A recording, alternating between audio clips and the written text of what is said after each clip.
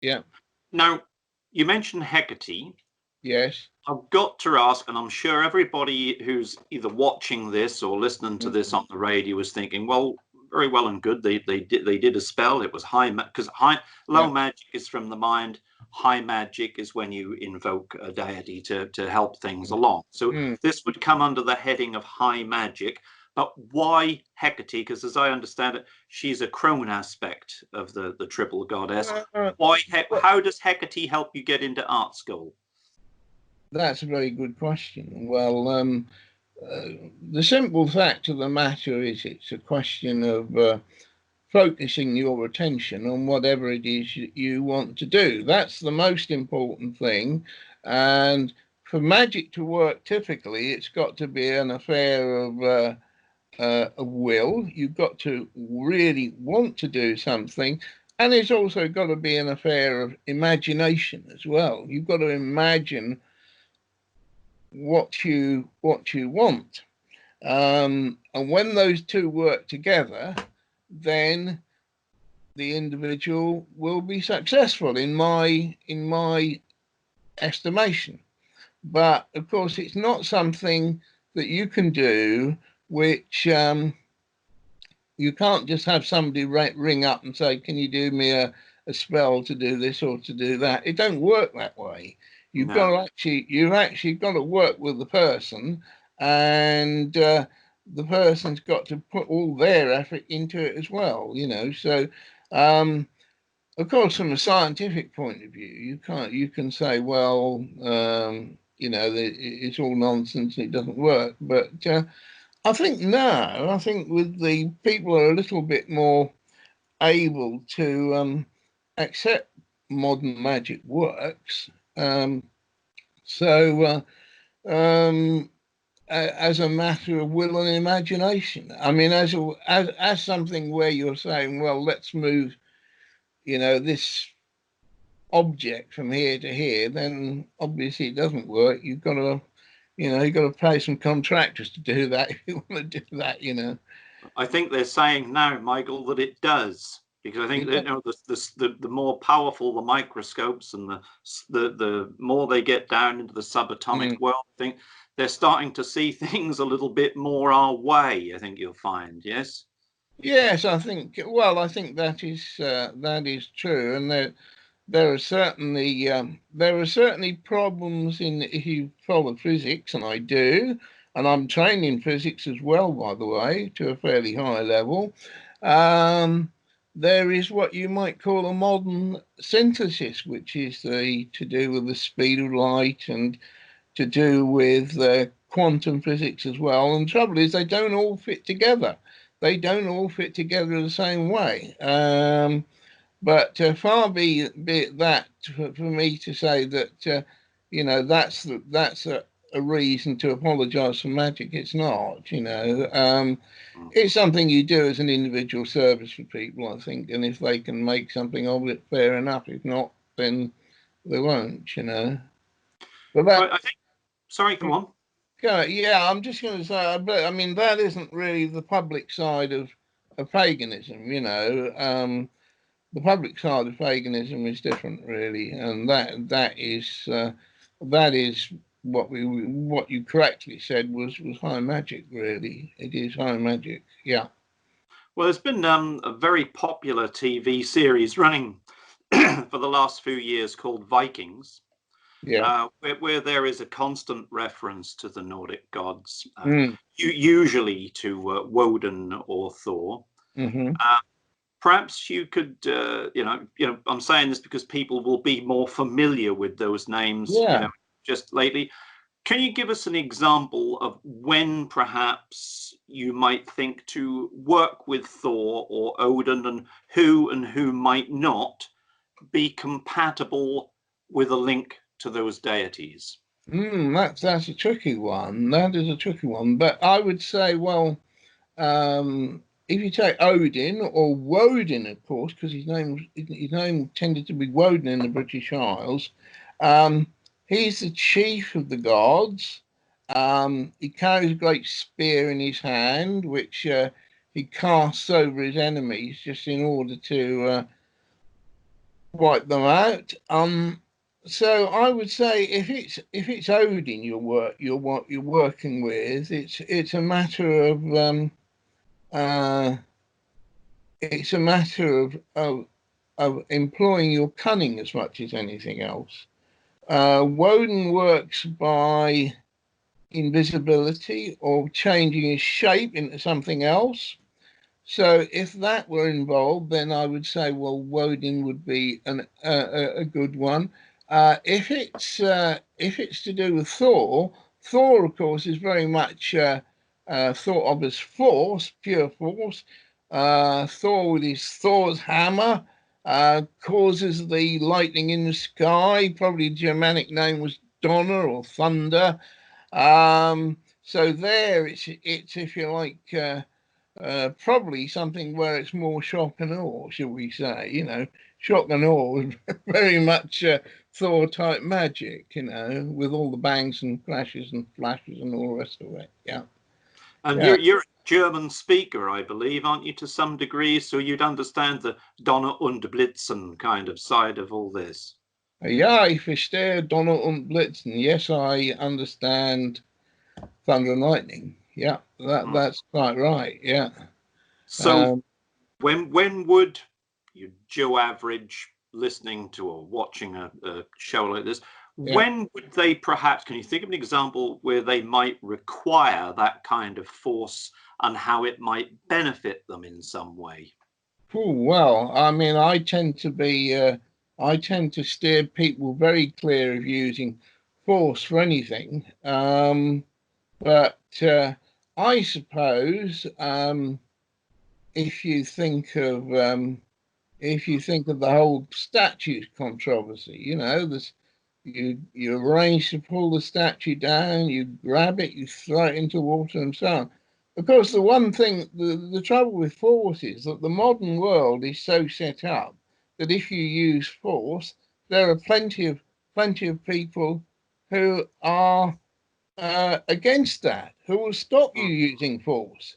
That's the problem. That's the problem with force. I mean, it may be in the world of 16th or sorry 6th or 7th century um, warriors, then you would use force as a matter of course. But in the modern world, using force can cause problems. Of Will course. cause you, yeah, But if Thor is listening, he's unlikely, and he probably is. yeah. He's unlikely to concede that he's become redundant, isn't he?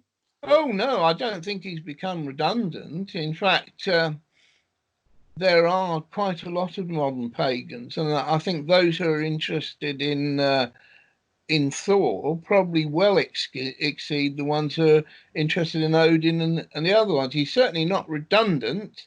Um, his Thor's hammer. Oh yes, I do have one over there. Thor's hammer is a symbol of him, and I think as far as belief is concerned, it probably Thor is the non-redundant one. You know, nobody very much talks about worshipping Woden or anything like that. Those who are in America will talk about we'll talk about Odin, but certainly no, I don't think Thor is redundant. No, I think Thor is very much the leader, and of course in the later pagan times, of course, he was. If we're talking about when the great heathen army came over and burnt Norwich and burnt Galston first, of course, and then burnt Norwich, then Thor was very much the deity. Yes. But they lost the away leg in Ipswich, didn't they? Because as I recall, their leader was actually killed himself when they attacked Ipswich, I think. Oh well, that may well be so. Yeah.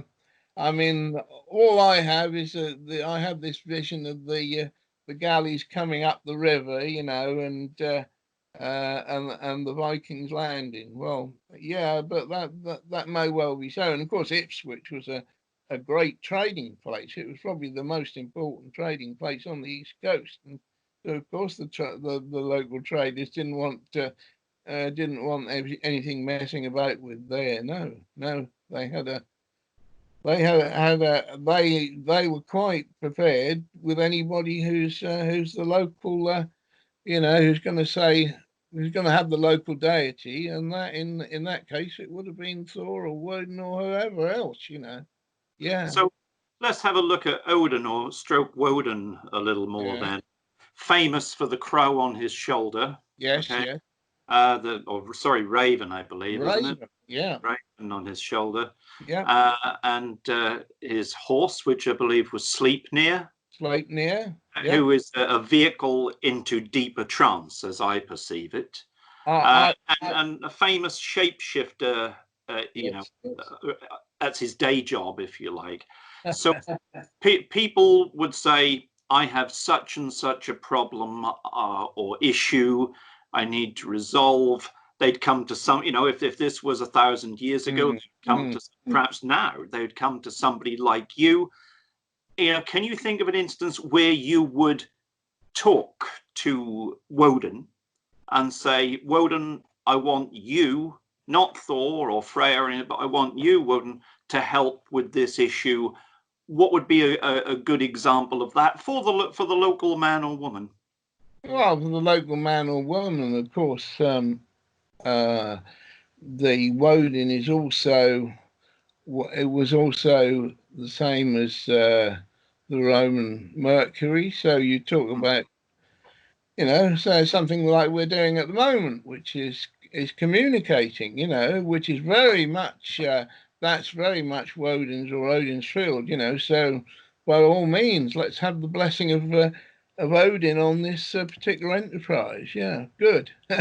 So essentially, he's the Norse Mercury, the Yeah, communicator, the yeah, winged horse, and all yeah, of this. Which of course then brings us somewhat to Freya, yes, of Friday fame, yes, yes. and she is of course associated with love and Love, relationships, this sort of thing, and of course is also known in Vikings as being depicted by a particularly beautiful woman, which is right? very appropriate. Yes, yes. Um, when do you speak to Freya? Whew. Well, Freya, I suppose, would be in affairs of the heart, in affairs of love. You could, if you're working within that tradition, the local, she is very much the god or god, sorry, the goddess of affairs of the heart, and also fertility, of course, which is a very important part of it all. Being fertile and being, of putting your of having children, and also, of course, I mean, she or he would be to do with. More carnal aspects, shall we say, of the eroticism, I would suppose. So Um, it's in effect fertility. It's all yeah, with reproduction and bringing babies into the world, which is indeed. something the Vike would have taken a lot more seriously than we do, because it was absolutely essential in any tribal culture to Yes, keep introducing strong new bodies into the tribe, so that indeed, you have the indeed, next generation of warriors and indeed. hunters and gatherers and Yeah, mothers and so on. So nowadays, I mean, for us, it's distressing if we don't have children, but for them, it was a disaster. absolutely. Yeah, absolutely. I mean, there was no way that you could really pass on your wealth or your power to the next generation if you didn't have sons or daughters. So yeah, very much so. It's a very much of a it's involved in whole load of aspects which we tend to leave on one side these days. Women have got control of their fertility, of course, and um, there are all sorts of legal methods now where you can pass on your wealth if you want to. Those weren't available. But interestingly, when I made my will, I did. I didn't swear on the New Testament. I swore on Thor's hammer. On Thor's hammer. Um, and the lady who was there, she said, "Yep, that's perfectly acceptable." She knew all about all this agreement which had been had by the Lord Chancellor's office. So hopefully, I managed to do the first. The verse swearing by Thor in Great Yarmouth for 1,000 years, Yeah. Oh, there's a little bit of history for you. Everybody Yes, watching or hearing this is that's right. you're the first man to swear on Thor's hammer in the Yes. last 1,000 years in a serious legal issue in a court. In fact, Yes, well, this was when I made my will, and I had spoken to them anyway because I thought it's best to. And I mm. said that what I proposed to do, so there wasn't any problem with it. And of course, the thing had been settled by the Lord Chancellor's Department anyway that you're supposed to swear on what is holy to you, and so that was what I did. Place names. Um, Yes. correct me if I'm wrong. East Mm. Anglia, especially Norfolk, is full of places. I believe if it ends in HAM, so it ends with a ham, it's a Saxon village. And if it ends with a BY, like Grimsby or whatever, Yeah. that would be a Viking settlement, wouldn't it? Yes, Or that's Toft. Well, probably Toft is the other one, isn't it? Like Lowers Toft or Monk's Toft or something like yes, that. yes. I mean, this is the place name evidence is really quite good for Norfolk because you've got Saxon bits, you've got Viking bits and other bits, but yes, I mean very broadly. I mean on the island of Flegg, it said that the names were pretty all ending with a by. So you can say, well, yes, that was Viking influence. That was where they landed, and so on. But yes, you're broadly correct in what you say. Yeah, I yeah. think it was farm, wasn't it? A BY meant farm. Well, it may do. Yes, I mean you've got some places which have actually got two names, like Borough St Margaret Mm. and Clipsby, I believe. So yeah, I mean it probably means a farm, but. I think a lot of those places were there in existence anyway. They existed in anyway, and um, whoever it was who came in was the Vikings would have renamed them or given them a boost. I mean, it would be yeah, BY's farm. I mean, if you go and look into the scholarly literature, of course, there are lots of ifs and buts and God knows what, So you've got to be a little bit broad-minded about it, but that's the case, Yeah, and of course you've got some which have got. We talk about Ing, who Ing was a god of the earlier Anglo-Saxons. You've got places like Ingworth, for instance, which have got ing in them, and Horning, which where you've got an ing as well, So you've got a little bit of god names creeping in there. Um, Ing was the um, god of or the rune of becoming, isn't it? To become whatever you are going to be yeah, next. yes, I mean that's an interesting way of looking at it. I would. I quite like there are these runes which are called the Armanen runes, and they were a sort of Germanic rune which was dreamed up in the 19th century. And the thing with them is that they've got all sorts of connections and links to them. But yes, um, the the rune itself shows potential. It's a potential of where you can move into, rather than something that's going to come along and hit you on the head. You know, it's a potential thing.